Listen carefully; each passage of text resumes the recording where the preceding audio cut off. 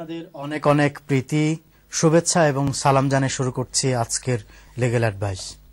আশা করি আপনারা ভালো ছিলেন, আর আপনাদের ভালো থাকার প্রত্যাশাই আমাদের সবার।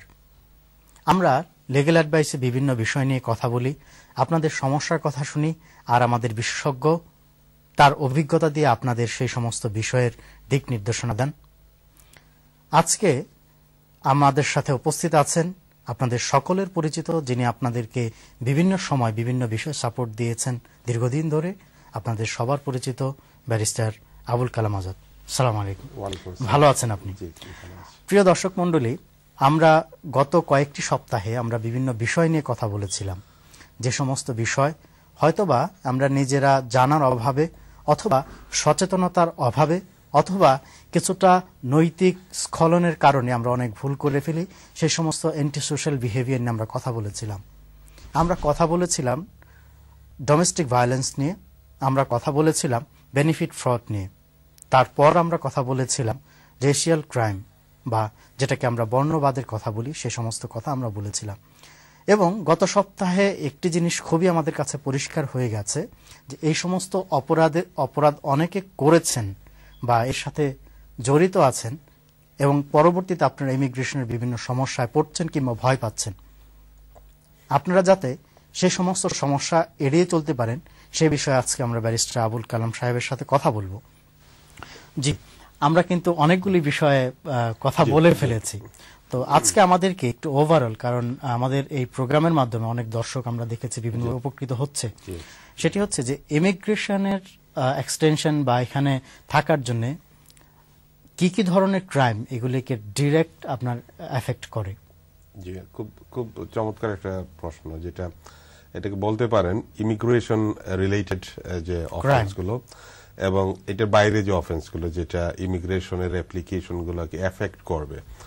নট অনলি যারা অ্যাপ্লিকেশন করবেন বা এক্সটেনশন যে অ্যাপ্লিকেশন করবে শুধু তাদের জন্য নয়, ইভেন যাদের ইনডেফিনিট লিভ রয়েছে যাদের, তারাও যদি কোনো ক্রাইম করেন এবং সেটাতে যদি কনভিকশন এন্ড সেন্টেন্স হয়, তাহলে হোম অফিস তাকে ডিপোর্ট বা রিমুভ করতে পারে বিকজ অফ দিস।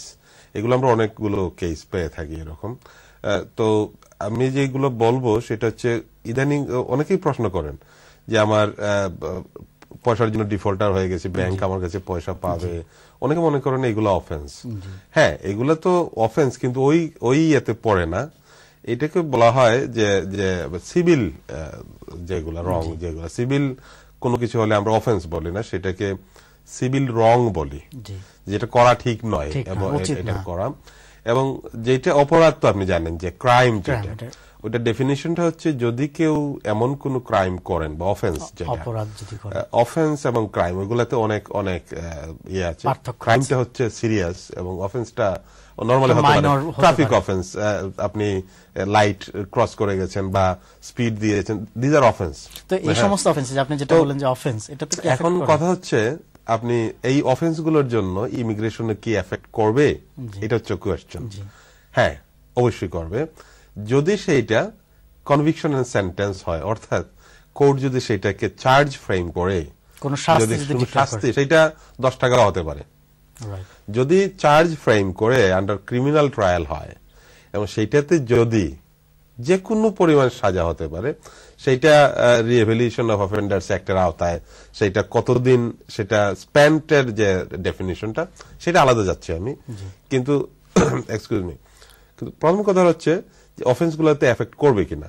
হ্যাঁ, যে কোনো অফেন্স সেইটা সিআরবি রেকর্ডে চলে গেলেই সেটা এফেক্ট করবে। তারা সিআরবি রেকর্ড অবশ্যই মেনটেন করে যারা সাজা পান, যারা। আপনি যেটা বললেন, এখন প্রশ্ন হচ্ছে যে আপনি ইমিগ্রেশনের বেলায় কোনটা আপনাকে ইয়ে করবে। যদি সাজা হয়, তার যে কোনো সাজা এটা এফেক্ট করবে। এটাতে যদি সিরিয়াস নেচারের হয়, সেক্ষেত্রে ইনডিফিনিট লিভটাও কেটে দিতে পারে। সিরিয়াস নেচারের মধ্যে, সিরিয়াস নেচার এখন যদি 4 বছর 3 বছরের সাজা হয় বা ড্রাগ অফেন্স হয় বা সিরিয়াস যেটা মার্ডার, অ্যাটেম্পট টু মার্ডার হতে পারে, বিভিন্ন ধরনের যেগুলা। আর যদি ছোটখাটো অফেন্স হয়, ইনডেফিনিট লিভ হলে অনেকে আর্টিকেল 8 হিউম্যান রাইটস অর্থাৎ ফ্যামিলি লাইফ টাইপ দিয়ে সেটাকে কোনোভাবে বেঁচে যেতে পারেন, কিন্তু রিস্ক তো অবশ্যই আছে। এখন কথা হচ্ছে যে ছোটখাটো যেগুলো, যেমন ড্রাইভিং অফেন্স যেগুলোকে বলি আমরা, পেনাল্টি, ফিক্সড পেনাল্টি অনেক সময় দিয়ে থাকে 3 পয়েন্ট বা 6 পয়েন্ট, এইগুলাতে ইমিগ্রেশনের কোনো এফেক্ট করবে কি না? আমার কথা হচ্ছে ওইগুলোতে এফেক্ট করবে। আমার মনে হচ্ছে এই বিষয় নিয়ে আমরা অনেক কথা বলতে পারবো, কারণ সিরিয়াস, কারণ আমাদের ডেইলি লাইফে আমরা অনেক বিষয়ে সম্মুখীন হচ্ছি। আমরা কথা বলবো, তার আগে আমরা কলার সাথে কথা বলবো। হ্যালো কলার, আসসালামু আলাইকুম। আসসালামু আলাইকুম। ওয়ালাইকুম আসসালাম। আপনার প্রশ্ন করুন ভাই। জি আচ্ছা, আমার প্রশ্ন হইল গিয়া, আমার ওয়াইফ আসছেন 2 বছর হয়ে যাচ্ছে, হ্যাঁ, উনি ইসল পাস করছেন, জি ইসল পাস করছেন, এখন অ্যাপ্লাইর সময় মনে করেন হয়ে যাচ্ছে আর কি জুন মাসের 22 তারিখে ওনার ভিসা শেষ হয়ে যাবে। জি এখন ইসলের জন্য ইসল পাস করছেন, এখন আর কি করতে হবে? জি ইসলের কোন লেভেল পাস করেছে?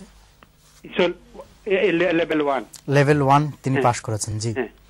আর হচ্ছে আপনার 22nd of June owner visa expire হয়ে যাবে, তাই তো? জি জি জি 22nd। আমার একটা প্রশ্ন আছে। জি কথা বলেন ব্যারিস্টার সাহেব। একটা প্রশ্ন আছে যে এটা তো পাস করছেন লেভেল 1, এটা ভেরি গুড।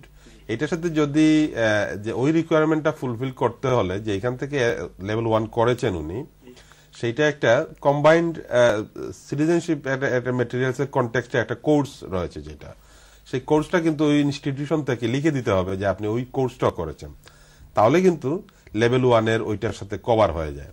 আর যদি শুধু লেভেল 3 হতো তাইলে হয়তো ওইটা না হলেও চলতো।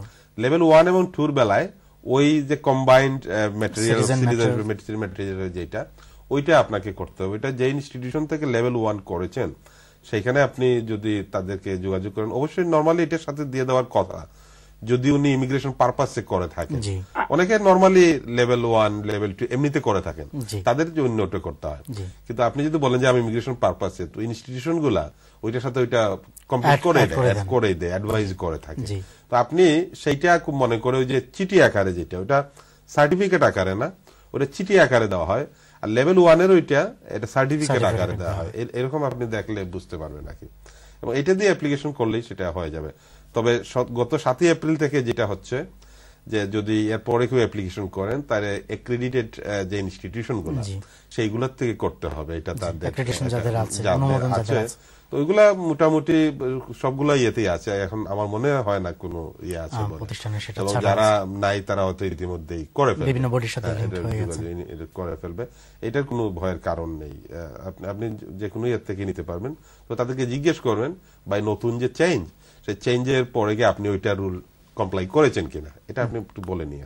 ধন্যবাদ। জি আপনাকে অনেক অনেক ধন্যবাদ। প্রিয় দর্শক মন্ডলী, আপনাদের সাথে কথা হচ্ছিল এবং আরো কথা হবে।